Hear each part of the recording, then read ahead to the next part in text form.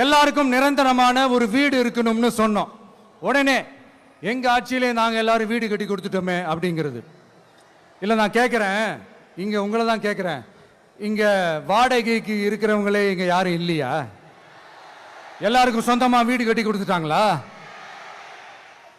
அடுத்து வீட்டில் இருக்கிற ஒவ்வொருத்தரும் மினிமம் டிகிரி படிச்சிருக்கணும் அப்படின்னு சொன்னோம். உடனே எங்க ஆட்சியிலே எல்லாரும் டிகிரி படிச்சு முடிச்சிட்டாங்களே அப்படிங்கிற மாதிரி சொல்றது. அது உண்மைனா ஸ்கூல் லெவல்லையே டிராப் அவுட்ஸ் அதிகமானது யாரோட ஆட்சியிலங்க? பசங்க பிள்ளைங்க யாரும் ஸ்கூல்ல சேரலன்னு சொல்லிட்டு எனக்கு தெரிஞ்சு 207 கவர்மெண்ட் ஸ்கூல்ஸ் மூடினது யாரோட ஆட்சியிலங்க? இதுல கல்வியில் சிறந்த தமிழ்நாடுன்னு டிராமா வேற.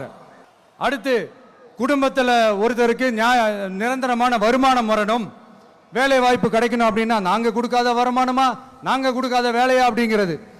எத்தனையோ லட்சம் காலி பணியிடங்கள் நிரப்புவோம்னு வாக்குறுதி கொடுத்துட்டு ஆட்சிக்கு வந்தீங்கல்ல, எத்தனை லட்சம் காலி பணியிடங்களை நிரப்புனீங்க? அட்லீஸ்ட் 1 லட்சம் காலி பணியிடங்களாவது நிரப்புனீங்களா? இதெல்லாம் சொல்லிட்டு மக்களை ஏமாத்துறது யாரோட ஆட்சியிலங்க?